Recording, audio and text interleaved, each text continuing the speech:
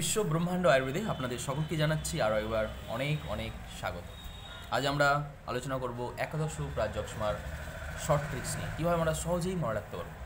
আমরা এর আগে আলোচনা করেছিলাম নেক্সট ভিডিওতে আমরা সরলরূপ রাজযক্ষমা নিয়ে, তো তাই আমরা ভাবলাম যে একাদশ রূপ রাজযক্ষমাটাও আলোচনা করি, কেন কি এটাও আমাদের মনে রাখতে একটু অসুবিধা হয়, আর এটা একটু বড় রূপ একাদশ রূপ। তো কিছুই না, আমরা যদি সরলরূপকে মনে রাখতে পারি, সরলরূপের শর্ট ট্রিক্স আমরা এর আগে আলোচনা করেছি, যারা দেখেছো আশা করি তোমাদেরও মনে থাকবে আমার মতো খুব সহজেই। তো যারা দেখোনি তারা ডিসক্রিপশানে আমি লিঙ্ক দিয়ে দিচ্ছি, সেখান থেকে দেখে নেবে, ঠিক আছে, ইচ্ছে হলে। আর হ্যাঁ, এই সরলরূপের সাথে সাথে আমাদের আর 5টা এক্সট্রা মনে রাখতে হবে এই একাদশ রূপ রাজযক্ষমাকে খুব সুন্দরভাবে মনে রাখার জন্য। জাস্ট 5টা। কী কী?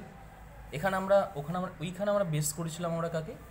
ওইখানে আমরা বেস করেছিলাম ষড়ভেদকে, 6টা শর্ট রূপ, ওই জন্য আমরা বেস করেছিলাম ষড়ভেদ। এখানে একাদশ রূপ দ স যে তালে বর্ষা রয়েছে, তো এই স দিয়ে আমরা বেশ করব শিরোরুজা। এখানে শিরোরুজা বলে রয়েছে, তো তার জন্য শিরোরুজাকে আমরা বেশ করলাম। মনে রাখবে একাদশের সঙ্গে এই স এর সাথে একটা মিল, স শিরোরুজা। এই শিরোরুজার সাথে আর একটা রয়েছে রূপ, সেটা হচ্ছে শ্বাস, মনে থাকবে। এখানে আছে আমাদের আর একটা মনে রাখতে পারো যে এটা একাদশ রূপ, একটা বড় রূপ, আর আমাদের শির হচ্ছে একটা প্রধান অঙ্গ। এটা একটা বড় একটা আমাদের বিষয় আমাদের আমাদের দেহের জন্য। তো শিরোরুজার সাথে শ্বাস মনে রাখবে, দুটো হয়ে গেল। এবং নেক্সট আমরা যেটা মনে রাখবো সেটা হচ্ছে ছর্দনের অংশ, যে আর শেষ আছে ছর্দন অংশ কিছুটা বাদ আছে, বা বমনের অংশ বলতে পারো, বাট এখানে সংহিতায় যেটা টার্ম ইউজ করে সেটা ছর্দন। অনেক সময় মানে টার্ম রিলেটেডও মানে অসুবিধা হয়, মানে তুমি ধরো বমন মানে বললে ভুল হবে, ছর্দনটা যেটা একদম সংহিতায় টার্ম ইউজ করে সেটা, ওই জন্য আমি ছর্দনই বলছি। ছর্দন অংশটাকে লাস্ট মনে রাখতে হবে আমাদের। তো একটা আছে ছর্দন দিয়ে দুটো আছে, একটা হচ্ছে রক্ত ছর্দন, একটা হচ্ছে কফ ছর্দন।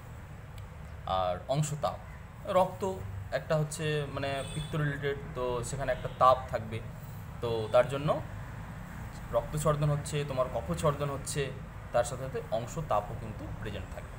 ওকে, তো আশা করি তোমাদেরও মনে থাকবে। আরেকবার আমি একটু স্মরণ করে নিই তোমাদের সাথে সাথে কী কী বললাম। একাদশ রূপ রাজযক্ষমা মনে রাখতে গেলে আরও 5টাকে আমরা মনে রাখছি। সেটা হচ্ছে প্রথমে আমরা একাদশের সাথে স এর সাথে রিলেটেড আমরা শিরোরুজাকে আমরা বেশ করছি, শিরোরুজার সাথে আমরা শ্বাসকে নিচ্ছি, এবং শ্বাসের পরেই হচ্ছে ছর্দনের কিছু অংশ। এই ছর্দনের অংশটাকে মনে রাখলে এখানে আমরা 3টে পেয়ে যাচ্ছি। ছর্দন দিয়ে হচ্ছে রক্ত ছর্দন, একটা কফ ছর্দন, আর ছর্দন অংশ বলেছিলাম, তো অংশ দিয়ে হচ্ছে অংশ তাপ। ওকে, তো আশা করি তোমাদেরও মনে রাখতে সুবিধা হবে। আর যদি ভালো লেগে থাকে অবশ্যই কিন্তু বলবো লাইক, কমেন্ট করবে, সাবস্ক্রাইব করবে। আর এরকম ভিডিও যদি ভালো লেগে থাকে তোমাদের, তাহলে কিন্তু আমি বলবো যে অবশ্যই কমেন্টে ইয়েস লিখবে, ঠিক আছে? Okay, so support us. Okay, thank you, ভালো থেকো।